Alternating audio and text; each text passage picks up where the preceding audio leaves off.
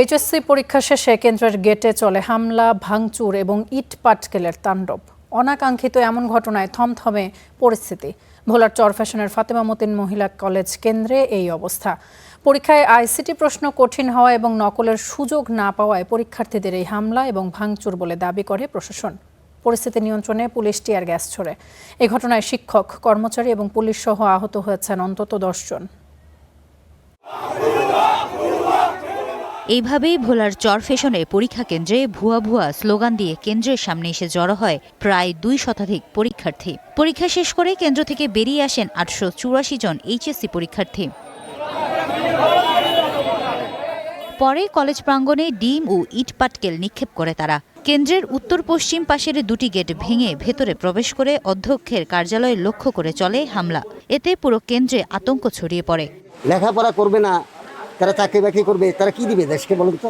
এরা চায় পাতা দেখে খাতায় লিখতে, সেটা আমাদের পক্ষে কখনোই সম্ভব না।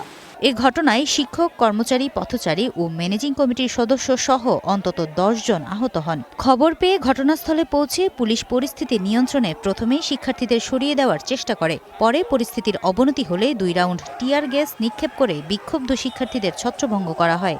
কিছু পোলাপাইন টিচারদের সাথে বেয়াদবি আচরণ করে যে তাদের এমসিকিউ কমন করে নেয়, তাদেরকে দেখাদেখি করতে দিতে হবে। প্রত্যেকটা রুমেই তারা এইভাবে নকল করার জন্য আমাদের টিচার না দেওয়ার কারণে আমাদের টিচারদেরকে বিভিন্নভাবে অপদস্থ করে।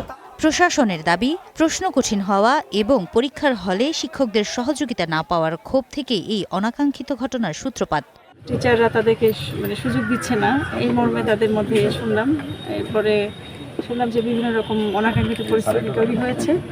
তো পরবর্তীতে পুলিশ পরিস্থিতি নিয়ন্ত্রণে এনেছে। এখন পর্যন্ত পরিস্থিতি ঠিক আছে, স্বাভাবিক আছে। পরিস্থিতি স্বাভাবিক হওয়ার পর উপজেলা নির্বাহী কর্মকর্তার তত্ত্বাবধানে কঠোর নিরাপত্তার মধ্য দিয়ে পরীক্ষার উত্তরপত্র ডাকঘরে পাঠানো হয়। Desk report, star news.